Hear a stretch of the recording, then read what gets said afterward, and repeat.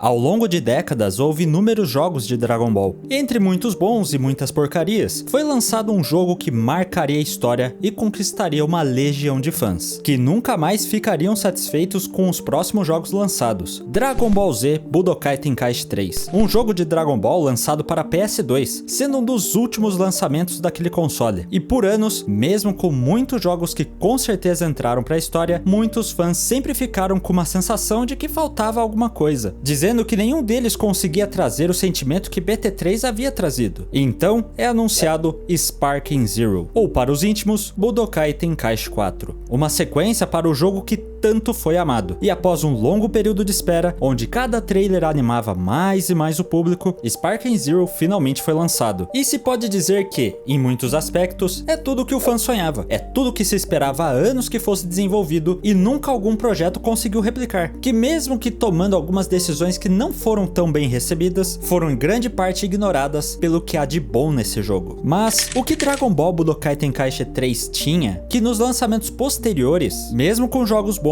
os fãs nunca ficavam satisfeitos? E o que Sparking Zero fez para estar sendo tão amado ultimamente? Desde épocas mais longínquas, você já tinha vários jogos de Dragon Ball, entre os mais variados, fossem jogos de ação e aventura ou os queridíssimos jogos de luta. E muitos deles até conseguiam seu sucesso e entravam para a história, como foi o caso da série Budokai, uma série de jogos com um combate de visão de lado, mas em mapas 3D, estilo Tekken, que permitia um combate bem interessante, com competições de poder e até transformações em combate. Mas aí surge o primeiro jogo de Dragon Ball que iniciaria a nossa querida saga, Dragon Ball Budokai Tenkaichi. Primeiro jogo a trazer esse estilo de combate em áreas mais abertas, com circulação livre e cenários destrutíveis, trazendo uma liberdade para gameplay, junto de um aspecto de poder e destruição que Dragon Ball merece, cobrindo todo o Dragon Ball Z, um pouco do GT e até alguns fillers, somando um total de 90 personagens. Mas apesar disso, ele tinha muitos problemas. Sua gameplay era no mínimo esquisita, começando pelo combate que você tinha que localizar o oponente, às vezes podendo demorar pra cacete pra você começar uma luta. Gameplay genérica com os personagens, com ataques e poderes bem repetitivos e algumas features que não existiam, como poder se transformar em combate. Além do modo história, que somente tinha um resumo em texto do contexto, um diálogozinho e então partia pra luta. O pior, muitas vezes não tendo sequer os momentos de clímax do anime, momentos icônicos que marcaram os animes. Era um jogo medíocre no mínimo, mas que abriu portas pros próximos jogos. Vindo assim, Dragon Ball Budokai Tenkaichi 2, que já possui uma história bem diferente, agora com 129 personagens, uma gameplay bem mais interessante, permitindo algumas features importantes, como transformação em combate, gameplays mais únicas, seus modos que evoluíram, tendo mais torneios e torres para se fazer, e seu modo história, algo no mínimo diferenciado para a saga, tendo basicamente um mundinho aberto para você sair voando e pousando em pontos interessantes, semelhante aos Budokais e outros jogos, e muitas, mas muitas lutas. Isso já fez a saga ser bastante amada, mas o jogo definitivo seria Budokai Tenkaichi 3, agora sendo o auge da franquia no geral, apesar do seu modo história ter regredido. Pois é, o modo história volta a ser o estilo do primeiro jogo, um texto e mais alguns diálogos, apesar de ser melhor, já que aqui você passa pelos eventos dos animes, trocando personagens e até se transformando em combate, incluindo os momentos de clímax, onde você realizava os poderes de acordo com a história, incluindo as finalizações de determinadas lutas, mas agora abordava cada saga, cada filme que havia na época, além dos famosos What Ifs, ou o que aconteceria se. Tinha uma saga inteira só de lutas que nunca aconteceram, o que já era bem legal, mas vários capítulos da história podiam terminar de formas diferentes, tudo dependia do que você fazia. O quão rápido, por exemplo, você podia terminar uma luta. O mais memorável que eu tenho é o Mestre Kami aparecendo para encher o Broly de bolacha. Um jogo agora com 162 personagens, já que incluiu o clássico também. Muitos personagens para desbloquear, na história, nos torneios e até nas esferas. Inclusive elas podiam possibilitar até 3 Shenlongs da época, o da Terra, o de Namekusei e o Ultimate do GT, sendo invocado de maneira aleatória. Não que uma resetada no console não resolvesse esse ponto para você pegar o que queria. E além de personagens, você também tendo que ir atrás de itens para montar suas builds para os personagens e deixar eles bem bolados, e também, claro, os outros mapas. Agora, haviam 5 torneios diferentes, cada um com uma regra. O torneio da Terra, se você cair fora do ringue, perde. O do Céu, você recupera pouca vida para a próxima luta. Do Yantia, o personagem que você joga é escolhido pelo jogo. O do Outro Mundo, que os inimigos são mais fortes, e o mais padrão sendo do Mr. Satan. E claro, tinha Ultimate Battle, que possuía algumas missões de desafio. Por exemplo, Missão 100, que bem, são 100 missões, né? Com objetivos e desafios diferentes. Os menus eram lindíssimos, com personagens conversando ou fazendo comentários, tornando tudo muito mais vivo no jogo. Mas além do mais interessante que são os personagens, era também o seu combate. Apesar das limitações da época, era avassalador. A sensação de poder era insana, a velocidade do combate, com combos que podiam dar a impressão de serem até infinitos. E os poderes no combate pareciam que iam derreter seu personagem, sem contar a possibilidade de destruir o planeta que você estava. Certos golpes pareciam tão surreais que você tentava ao máximo não tomá-los, e cada detalhe contava, pois até a sensação de poder era única, pois o choque de poderes e todos os efeitos desse choque faziam você entender que o dano seria massivo, ou seja, o jogo mais completo, abrangendo praticamente todo o Dragon Ball da época, com a sensação de poder, o maior arsenal de personagens, progressão interessante de coisas que você precisa liberar. Tudo isso fazia o jogo ser extremamente amado, algo que era único de se jogar, enquanto os próximos jogos já teriam uma tarefa bem mais complicada. Por exemplo, o lançamento de Burst Limit e Infinity Ward, que foi no mínimo esquisito, 2 jogos com a premissa de serem continuações dos antigos Budokais. Porém, Infinity Ward, jogo de PlayStation 2, foi lançado depois de Burst Limit, que era um jogo de PS3. Esse jogo tendo uma nota bem baixa e dividindo a comunidade, entre aqueles que consideraram melhor e aqueles que consideraram ele chato e enjoativo. Já o Burst Limit era até bom em gameplay, mas muito limitado em conteúdo, com pouquíssimos personagens e sequer tendo a saga Majin Buu. Mas aí teve os 2 jogos de Raging Blast, também conhecidos como sucessores espirituais de BT3, com algumas diferenças de como os personagens funcionavam, como por exemplo a lista de técnicas dos personagens, ao invés de ter várias versões do mesmo personagem, mas a gameplay sendo até que bem semelhante. Mas tinha seus problemas, em especial o primeiro, com uma gameplay lenta, facilidade de socar somente o ar, mapas extremamente mal feitos, uma câmera porca pra caramba, poucos personagens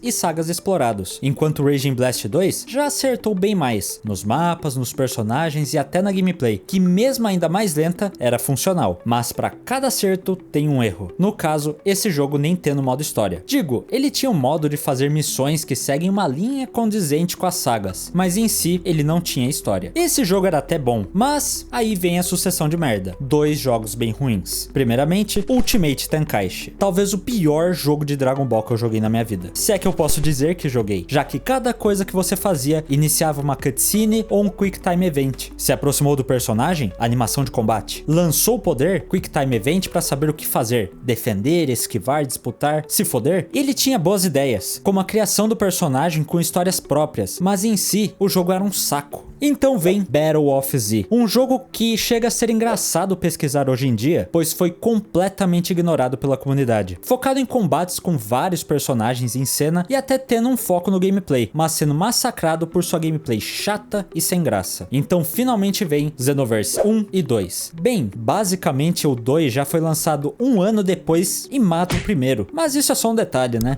Mas agora trazendo histórias semi-originais, um cenário competitivo muito legal, criação de personagens e sistema de construção de builds. Realmente o segundo jogo começou levando um pouco mais de porrada, mas no fim é um jogo bem amado e que já dura até mesmo 8 anos, mas sempre com reclamações, principalmente com pessoas apontando a sua falta de aproveitamento. Gráficos que, apesar de ainda trazerem essa impressão cartunesca, eles meio que plastificaram os personagens, o que não agradou muitos fãs. Falta de sentir a força e a velocidade nos golpes do jogo, além de sequer ter choque de poderes, algo que a gente pode dizer que é uma marca registrada do Dragon Ball. Claro que são jogos que possuem um sistema diferente, transformações que são só vantagens de status em combate, por exemplo, mas para gameplay podiam ter trazido algumas coisas mais clássicas, até surgir Fighter Z, que começa bem, jogo em 2D, frenético e considerado o Dragon Ball mais lindo até então. Seu gráfico cartunesco era verdadeiramente lindo e que saltava os olhos, e que até mesmo acaba se tornando um padrão para os próximos jogos, além de um combate extremamente frenético. frenético. Pena que esse jogo foi estragado com as suas DLCs medíocres. Mas foi importante até para Dragon Ball Kakarot, um jogo de RPG do Dragon Ball revisitando o Dragon Ball Z inteiro, agora com gráficos em 3D, mas com detalhes cartunescos. Novamente sendo um jogo lindo, uma proposta bem diferente do que Dragon Ball explorava há anos. E sendo então bem recebido, um combate que era extremamente funcional, mas aí tá o ponto. Ele era um jogo de RPG, não um jogo de luta em si. Ele tinha combates extremamente bons, mas ele não tinha modos de combate para você explorar. Então, apesar dos últimos jogos terem sido amados no geral, nenhum deles trazia a experiência que as viúvas de BT3 buscavam, tanto que eram famosíssimos os mods desse jogo. Em especial, é claro, Budokai Tenkaichi 4, um mod que adicionava conteúdos relacionados a Dragon Ball Super, fazendo algumas substituições de personagens para caber tudo, mas que fez um enorme sucesso, conseguindo preencher esse vazio do público. No entanto, mesmo assim o público ainda sempre pediu por uma possível sequência, ou que pelo menos a Bandai trouxesse algum jogo que possuísse mecânicas mais semelhantes a BT3. Então vem o primeiro trailer.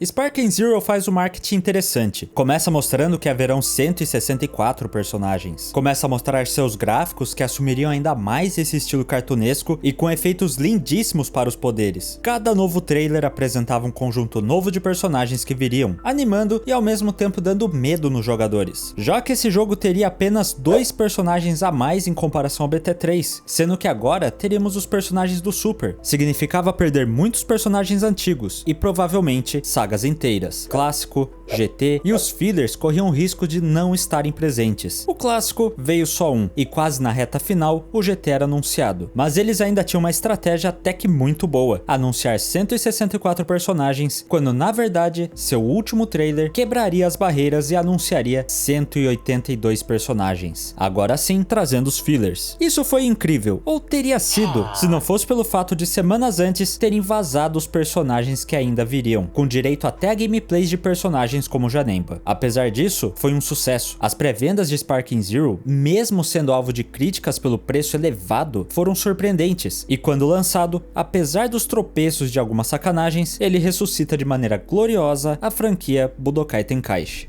As batalhas voltam a ser em mapas abertos, esses mapas sendo imensos e praticamente inteiro destrutivos, incluindo a famosa mudança de cenário de Namekusei, onde ao usar um poder avassalador, o mapa é completamente destruído, se tornando aquele mapa de lava. E o combate desse jogo está insano. As lutas são muito rápidas, um descuido e você nem vai perceber que seu HP já está completamente vaporizado. Várias formas de esquiva e de defesa, mantendo o combate extremamente dinâmico, tendo a defesa padrão, a esquiva aparecendo por trás do oponente, tendo a super percepção que permite counterar os ataques e 2 formas de contra-ataque, um que você utiliza para fugir da chuva de combos, mas que utiliza seus pontos de ki, e outro que permite um contra-ataque sem consequências, mas tendo que ser muito preciso. E os combos estão avassaladores, rápidos e bem pesados, sendo fácil derreter a vida de qualquer um se não tomar cuidado. E chega a ser lindo ver a velocidade de tudo, somado à quantidade de formas de se jogar, pois realmente é algo bem bom. Dragon Ball, talvez a experiência de combate mais próxima do anime que a gente já tenha visto. Aqui nós temos a volta dos clashes de habilidade, finalmente, e temos 4 tipos. O impacto de choque, onde a gente tem que apertar o botão no momento certo para acertar golpes no adversário. Impacto de poder, quando 2 oponentes tentam agarrar um ao outro, resultando numa disputa de força. O impacto de velocidade, que é quando os inimigos entram em frenesi socando um ao outro sem parar. E o impacto de explosão, onde os 2 poderes se chocam, e vencendo, dando um dano avassalador no oponente. Por sinal, esses poderes estão lindíssimos, principalmente os supremos, onde entra uma pequena cutscene de preparação de poder, e quando acerta, também tem uma cutscene, algumas mais padrões e outras que são do caralho mesmo. E como parte até das polêmicas, o equilíbrio da gameplay, que bem, não existe. Quer jogar diante a contra o Bills? Fica à vontade, é lógico que é possível vencer, nada impossível, mas que claramente é uma vantagem de força, velocidade, resistência até no HP, não tenha dúvida disso, mas que possibilita desafios bem legais e difíceis. Outra coisa que chamou a atenção dos jogadores, já que o pessoal tava dando uma choradinha por causa da dificuldade. Mano, na moral, se você achou Vegeta Ozaru difícil, tenta completar certos desafios, como o do Trunks vs Vegeta, Piccolo e Gohan, derrotando rapidamente para desbloquear um final secreto. Isso Isso sim é tortura. Mas ao mesmo tempo, o desafio é recompensador, principalmente porque você vai pegando o jeito. Suas reações vão se tornando cada vez mais rápidas. E quando você menos espera, está fazendo movimentos e defesas muito interessantes. De vez em quando vai se sentir pro player.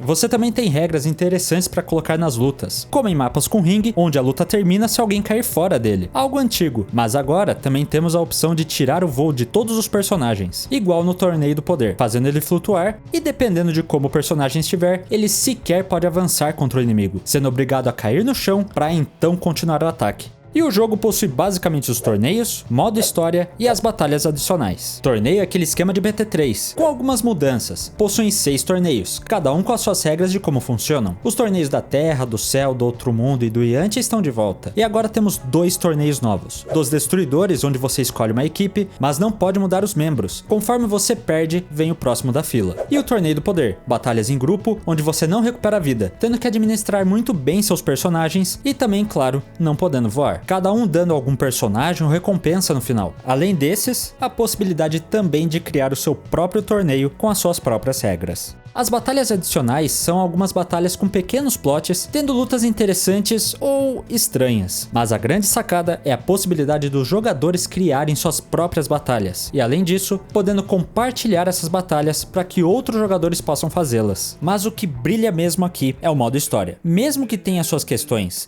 ele puxa a ideia das histórias dos antigos Budokais. Você escolhe um personagem do qual você vai acompanhar todas as lutas que ele teve participação. No caso do Goku, você enfrenta o Raditz e morre. Então você não joga as lutas contra os Saibamens ou dos Guerreiros Z contra o Nappa. Apenas joga quando o Goku chega na luta para enfrentá-lo. As outras lutas você só joga com aqueles outros personagens que tiverem seus modos de história. O que por um lado acaba minando algumas lutas do anime que não são jogáveis, como o Trunks contra os androides ou até o Cell. Por outro, o modo história é imenso. Tanto porque se juntar todas as histórias você realmente tem algo bem grande. Isso incluindo, claro, os episódios de Sparking, que são os What Ifs, onde você, através de escolhas ou completando desafios secundários, a história segue outra rota não canônica. Algumas são coisas rápidas, mate o Dabura e o Babidi não vai conseguir energia para ressuscitar o Majin Buu, ou vença o Kid Buu com Vegeta e desbloqueie uma luta do Vegeta contra o Goku. Mas há outras que simplesmente acabam sendo insanas. Que tal sobreviver à luta do Raditz e acabar virando Super Saiyajin muito mais cedo? Ou colocar o Trunks no Torneio do Poder, ou dar lutas dignas e um novo plot para o Gohan. Muitas dessas histórias vão seguindo caminhos similares ao canônico, mas mudando como eles acontecem, colocando outros personagens para participar de determinadas lutas, e isso é muito foda, pois você consegue dar continuidades dignas aos personagens, ou pelo menos ter algumas overdoses de fanservices animais pra caramba. E a quantidade de caminhos é realmente mais insana do que parece. Em 30 horas de gameplay,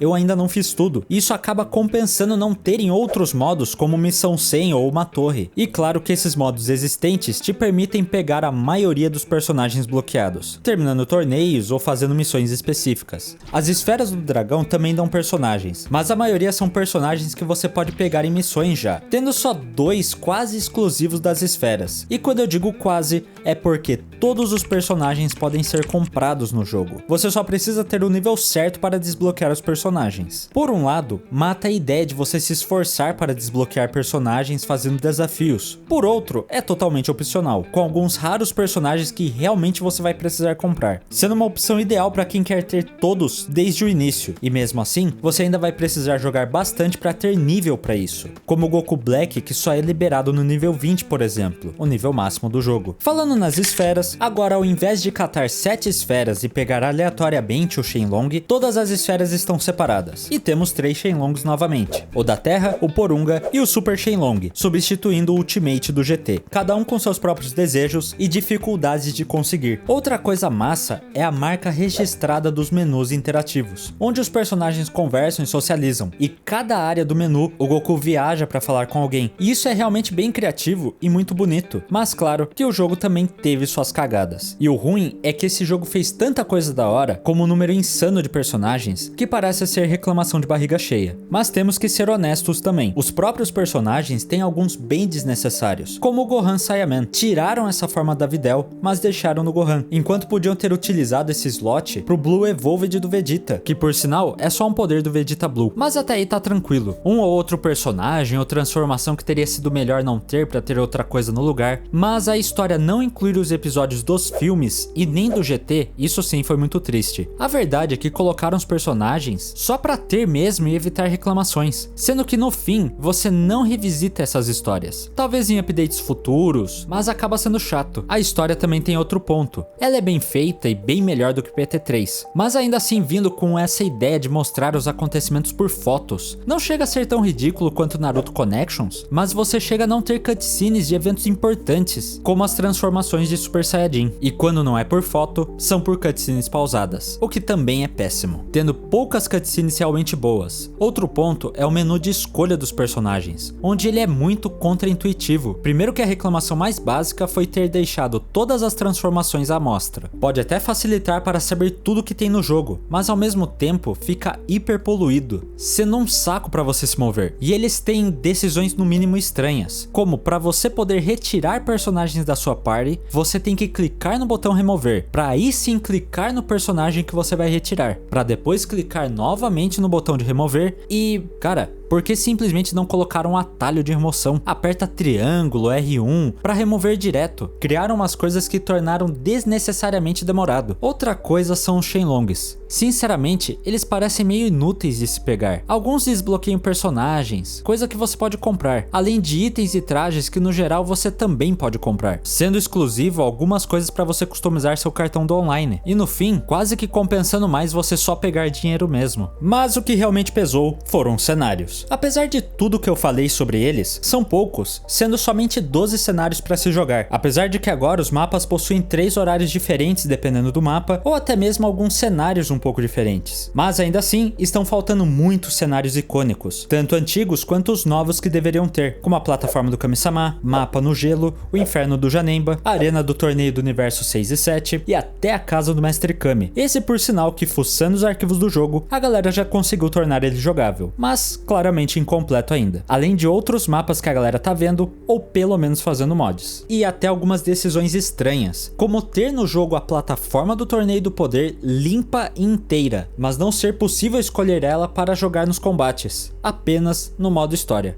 E o que mais emputeceu os fãs, a trilha sonora. Venderam a ideia de poder usar as músicas dos animes, mas as mais importantes não estão no jogo. Você precisa comprar um pacote de música. Como se não fosse o suficiente, não basta ter um, mas sim são 2 pacotes de música. E nada barato. Para você ter tudo, você precisa desembolsar R$160. O pior, mesmo que você tenha comprado a versão Ultimate, você não tem direito a esses pacotes. Tem que comprar eles à parte mesmo assim. Agora, um ponto que vale destacar é o modo online, que já é meio questionável. Até funciona, mas há muitas reclamações de problemas em manter a conexão nas partidas. Mas o maior problema são os próprios jogadores. Rage quits, pessoas pegando sempre os mesmos personagens. Sabemos que certas coisas seriam meio naturais por conta do jogo ser desbalanceado. Mas no fim, quando a própria comunidade não sabe se divertir, acabam eles mesmos sendo responsáveis por estragar suas experiências. E não duvido que ainda será alvo de algumas porradas,